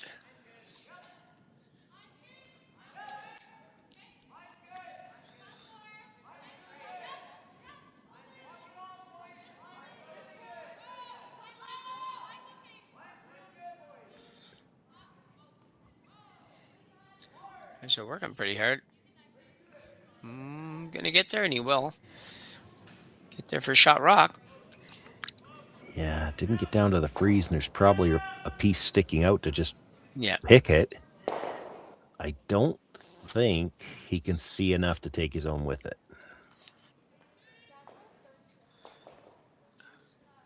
Talking about playing the stone at the top of the 12 to get out of the way. The problem is then he makes a perfect guard, and you're probably giving up a steal. I think you take a run at picking it now. If you clip the one out of the top 12, so be it. Yeah. It's hard to throw a perfect guard good enough that you can't make a play on it with the last one. You don't think there's a shot to play that one on the 12 onto like half of the yellow on the well, left-hand side as we look at it on the long view. Oh, there is. Yeah. there's a shot, but Yeah. there's also the potential for absolute disaster trying that. Yeah. Like you stuff it, he's still buried at the top, buried behind the raised stone. Yeah. At the back of the button, and he's throwing a guard, and you kind of giving him the first steal. I think you're picking this. Yeah. I mean, if you thought you could pick this and clip the one at the back of the 4 foot, you'd play it for sure. I don't think it looks like you could see enough of the yellow to do that. That'd be the only hesitation here. Is you know, if you make this, he's just going to have it again. Yeah. But you can't leave that yellow stone there and just let him guard it. That's a steel stone for sure. Yeah, exactly. You're not going to like freeze to it or something like that. So it's you just have to say, okay, well, if you can do it again and do it better, more power to you. So Takumi Maeda now with his first one in the 6th. I don't know exactly where it is, but it's got to be close. Well, he definitely gave it an inside-out motion. There it goes. Wow. Very nicely done.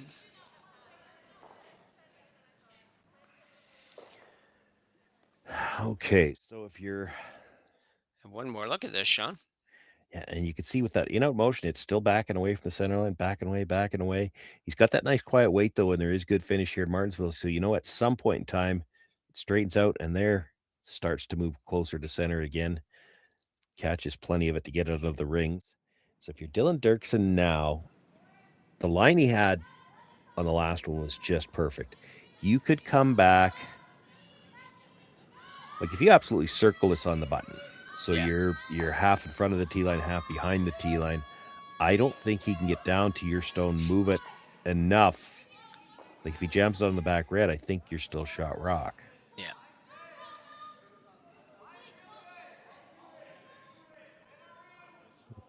Definitely looks like it's got more weight. Heavy. Yeah. Maybe just a little too much weight. It bounces off a little bit, and it will. So just that little bit heavy. Uh-oh. Yeah. So Maeda with a chance for a couple. Just an open hit. Just a nice control weight hit. Should be fine.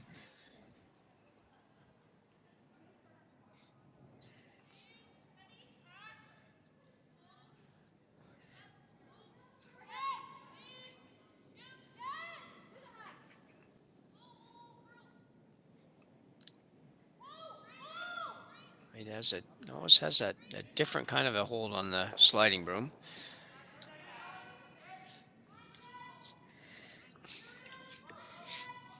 So Kamikawa, just a real light clean here. Very similar weight to the last one, a little wider path, but. And there you go. Very nice measure. Shot. He rolls buried just for good measure. Yeah. How often does that happen on the last rock? Yeah, I know, yeah. So a big deuce here for Maeda. He will take an 8-3 lead. I'm sure the guys are probably deciding whether or not they want to keep going. That's what it looks like they're talking about. Yeah, we'll just hang for a second to see what they're thinking. They're pretty young. They might go ahead and play a little longer, but... Well, you got 2 more games to play. Yeah. Yeah, I think they're going to keep going. Okay, so 8-3 lead for Maeda as we come back after the break. It'll be the 7th end here in Martensville. You're watching on Curling Stadium. Back after the break. Welcome to the RockShop.net, the official store for the Grand Slam of curling. Whether you're looking for the best hats, stylish clothing, fun toys, or unique accessories, the Rock Shop has it all. Shop online anytime at therockshop.net for exclusive Grand Slam of curling gear, or come see us in person at your next event. Therockshop.net, where fans find their favorite curling gear.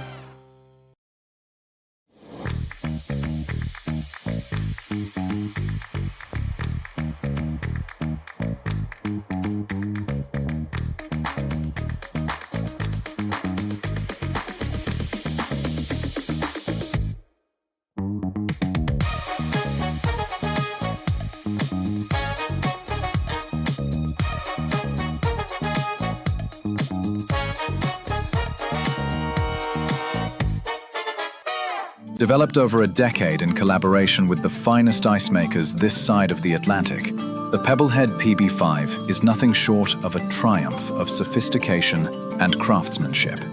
Weighing less than half its lumbering copper predecessors, yet boasting tenfold their durability, the PB5 delivers perfect, consistent ice, time after time. The PB5 by pebbleheads.com, the apex of ice-making ingenuity for the roaring game of curling. So we're playing in number 7 here in Martensville. Takumi Maeda with a 8-3 lead over Dylan Derksen in their both teams' second game in the Grand Slam of Curling Tier 2 event. Yeah, and I still think, though, this comes down to the Derksen team has 2 more games left to play. They have had their struggles this game, so they had that little bit of a discussion. And the nice thing about an event like this with men's and women's together, you know your games aren't going to be that close together. So play one more end, have a good end to get off the ice so you can have some confidence going into that next one. They've had their struggles here in this game. Yeah, I always figure it's worth playing as long as everybody wants to play.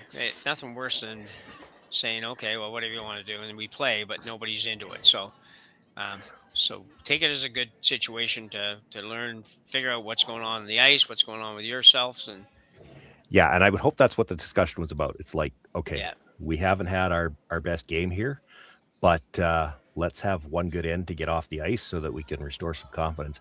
And I mean, I've done that. A lot of open teams have done that. If you know you're not going to, if you're going to be sitting for a while, and I don't have their schedule in front of me, but I can look it up. Like, I don't know when their next game is, but if you're sitting for a while and you're coming off a game like this and just everything has gone wrong, yeah, they don't play till noon tomorrow. Like, they're off for 24 hours. Well, it's tough to stew on that when you've got not a lot of good things to help you get out of that mental funk. So you play that one good end and say, well, you know, we're throwing them okay. Plus, as you mentioned, they have had some struggles with draw weight today, and they might want an end where they can just get that back, get a feel back for draw weight. Yeah. They've got their 2 corners up there, so you can certainly come around. Yeah, and I think you do. Those Reds aren't a threat. I mean, they're all in the middle, but they're not a threat. Nothing got anywhere near the 4-foot. No, and with the score the way it is, you know, if you come around the corner, make it really good, Maeda's probably ripping the corner. You know, so he's not going to do much with those red ones in the front either. So, well, he still would have liked them. Maeda would have liked them in a better spot, actually. You want to get something in the 4-foot. The whole point to throwing those rocks in the middle is you force your opposition to play them at some point in time. Well, he didn't force them to. No. In fact, as you said, you peel the corner. You come around this one has to stop, though. It stops. It's in the rings. That counts. Yeah. And it's not light. So it actually went too far. Yeah. Well, did it? I mean, if you knew he was going to play this, that's not a bad shot because you're keeping your corner guards alive. Well, yeah. If he ever hits this on the nose, he actually protects you from the back as well. Yeah, he didn't want to do that. No. Okay. I think you're coming around the other corner for now. There's still a run double on the Reds right now. You know, you're not out of the woods here if you're Maeda. This is shaping up like there could be 3's not out of the question with where these rocks are right now. No. You get this buried, and what do? Yeah. He's got that little biter. There's a potential for it to end up on the scoreboard. He's got one shot available to get rid of he can get rid of both Reds in one shot. Yep.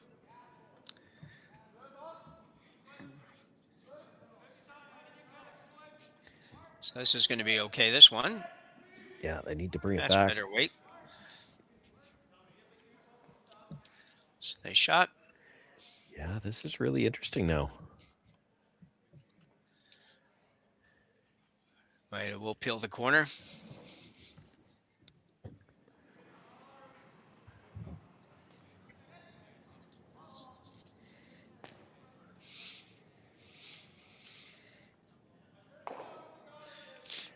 That's through second stones. We're on to thirds first. I think you're replacing that corner guard. Yeah, I think you got to go out there at least one more time.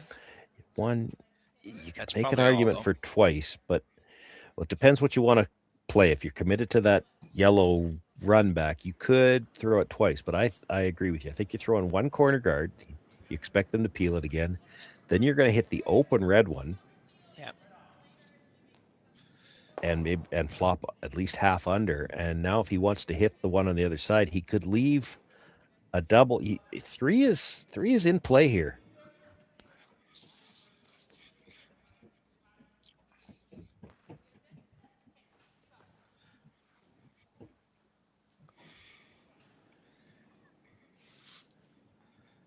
So another peel on the corner.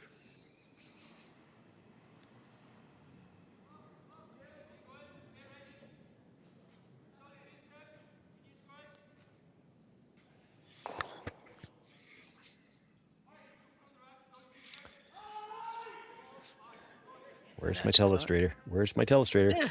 I'm pointing at it on the screen.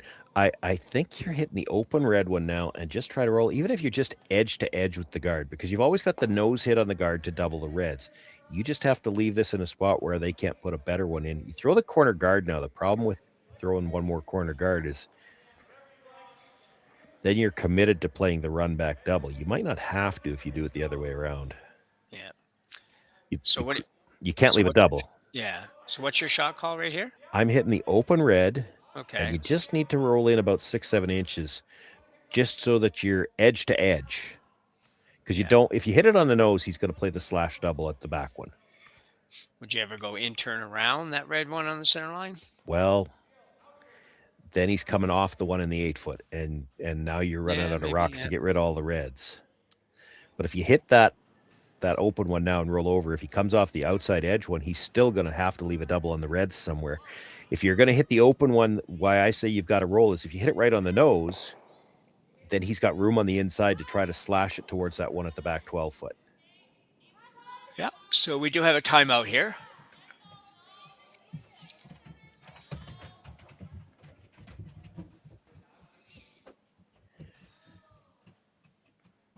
Tyler's saying that if they want to make a run at the double, and that's a fair point, Maeda, his next shot, depending what you do here, might be the cross house double from that one in the 8-foot to try to get all the way across to that one at the back 12. The angle's not bad for it. There's a lot of room between them. That's the thing. Your margin for error is small when there's, there's got to be 9 feet between those rocks. Yeah. And it's real easy. You're half an inch off hitting perfect, and you don't even make contact with the second one.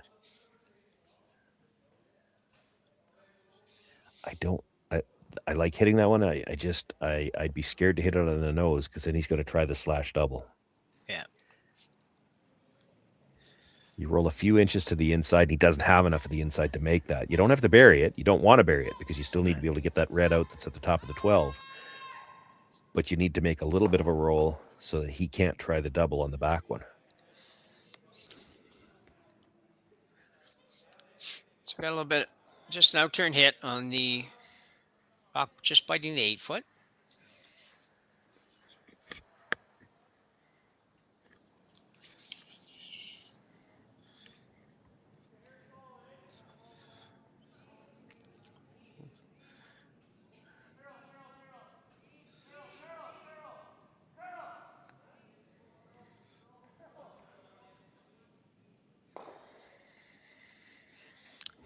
So right in the nose. Boy, it's awful close to, it might be deep enough that you can't make the triple, but so if you hit the yellow, the one that was just thrown, clip that one at the back, your shooter comes across and moves that red over. Yeah. But I think it goes over the top of the second yellow. Yeah, I don't know if it clears the red one, does it? If you're making the double on the two. If you're making the double on the two yellows on the left, now as we look at the overhead. Yeah. Yeah, and the red as it comes across catches the other red. It's going to be on the front half of it somewhere. Does it touch the yellow? I think, it's hard to say. I feel like it should go over the top, but maybe not. You're going to be fairly high up on that other red. I don't imagine they're throwing it with the weight where they make the triple anyway. They could. They certainly have the ability to throw that kind of speed. Yeah. I think more than anything, he's looking at, can we tap this over? Because he's worried about grouping his red stones. That run is still there. It's still a short run. And as you mentioned earlier, he could play the Kraus House double off the one that's out there by itself and just by distributor. Could. The problem is you miss the crosshouse, you're probably not saving your shooter. Oh, no. You miss this straight back, you're probably still sitting second and third at least. Yeah.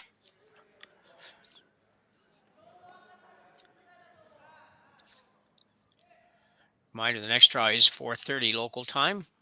We will have it for you. Got a couple games, I think, on at 4:30. Maeda now with the double attempt.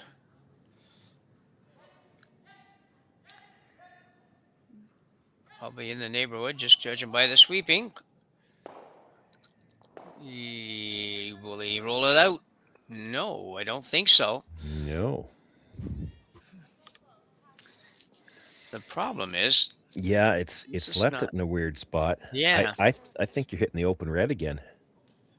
And just try to sit right there. I think you have to, because I think that if you go after the other one, you're probably going to end up losing your one in the back. You don't want to lose anything right now. Well, you could drive it across the face, try to roll open side, then have your shooter roll over, but then there's no guarantee that you've got a double for the last one. Like the reason this end has been working is you've always had that short run where you might be able to double reds, and you could now, although it would spin. But if you make the nose hit and sit right there, you've got two ways to kill that red, either the little slash on the one you're about to throw or the straight back. And what you play might depend on, you have to assume that Maeda's going to go after the open one. Yeah.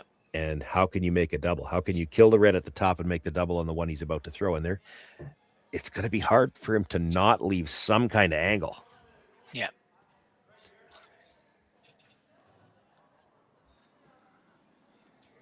So Dylan Derksen, his first rock here in the sixth end, trying very voraciously at getting at least 3 points here, and he has an opportunity. Yeah, he does. Yeah.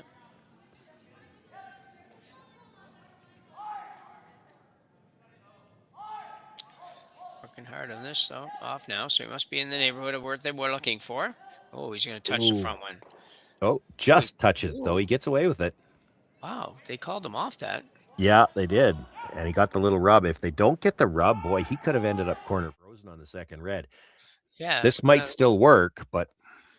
It was just a kind of an odd call off. Watch this again. Well, I'm sure they thought they were by, and at the end of it, he was probably thinking, if we get as tight as we can by and get the finish, and you just look at the little bit of daylight that you can see as between the legs. If he gets to the inside of that, he could have rolled to corner frozen on that one, and that almost assures that you're going to have some kind of shot at a double in the next one. Yeah. The question now is, are you going to have, and it just depends where he rolls with this, what kind of shot at a double are you going to have? If he rolls this buried, I think the run, yellow onto red on a slight angle, it's still got a chance to get both of them and stick it in the house for 3. Yeah, he's probably better off not rolling or rolling like 7 feet. Or half in behind. Like he doesn't want to be dead buried. He wants to leave it so that it's got to be at a sharp angle.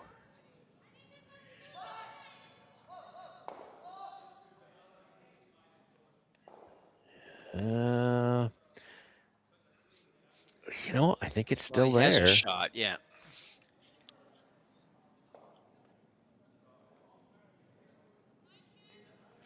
It's going to be hard to stick the raised stone. Yeah.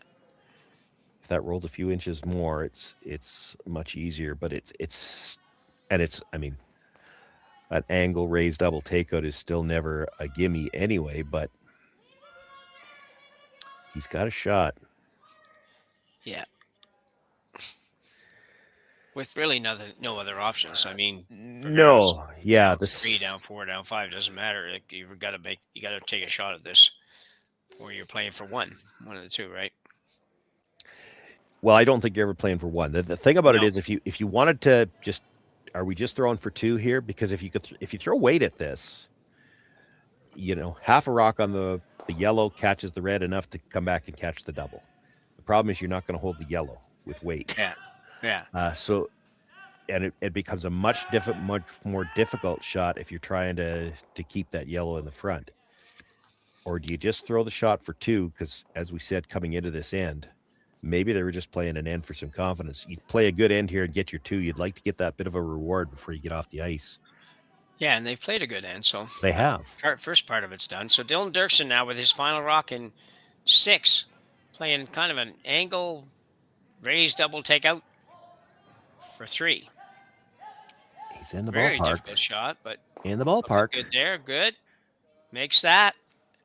And we'll get that one out and just won't quite get the other one out. Yeah, that's the problem with trying to throw the weight that he was trying to throw to score the 3. And you can see he did just hold the yellow on the edge of the rings, but when you throw it quieter, it's harder to get both reds out, and he leaves it hanging around at the back.